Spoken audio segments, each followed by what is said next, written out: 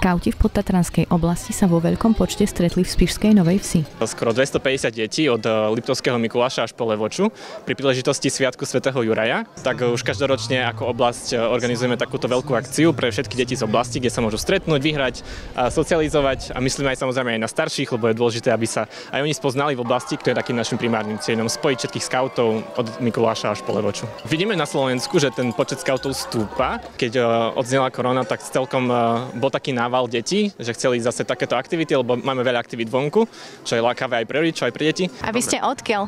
Ja som z Vidrníka. A vy? Zo Spišskej Novej Vsi. A tu? My sme z Kežmarku. Páči sa vám tu? Veľmi. Samozrejme. A na čo sa tešíte? Čo sa ešte bude diať? Teraz máme takú 3-hodinkovú akciu chodenie po meste a robíme rôzne úlohy.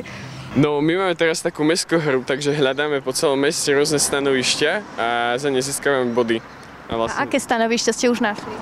No, mali sme rôzne napríklad úlohy, ale aj sú stanovišťa, kde sa stačí iba odfotiť alebo nájsť kartu alebo takto. Takže je to rôzne. Tento deň je pre všetkých skautov príležitosťou ukázať verejnosti, známym, kamarátom, kolegom alebo spolužiakom, že sú členmi organizácie, ktorá pre nich veľa znamená. My hlavne ako skauti fungujeme na tých nižších úrovniach, to znamená či už na tej družinovej, to sú tie malé skupinky, ktoré sa stretávajú s deckami každý týždeň, a potom oddielová úroveň, to je vlastne viac takýchto skupiniek dokopy. Tam máme väčšinou akcie každé 2-3 týždne, no a potom máme akcie zborové, vlastne v Spišskej máme jeden zbor.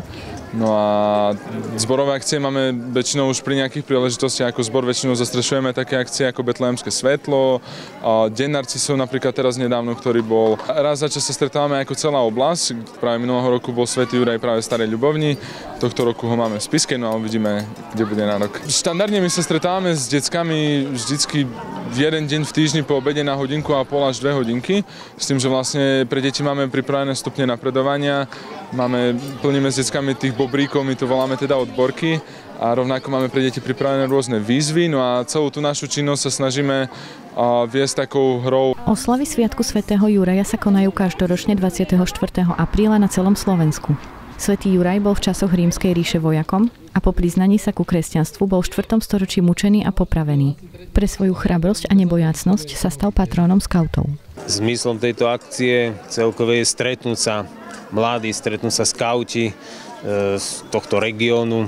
Keďže bolo svätého Juraja, on je patrónom skautov, takže myslím si, že je to taká veľmi dobrá akcia. Ale potom vlastne skôr to stretnutie budovať v nich také tie hodnoty, ktoré sú hodnoty ľudské, ale aj tie duchovné hodnoty.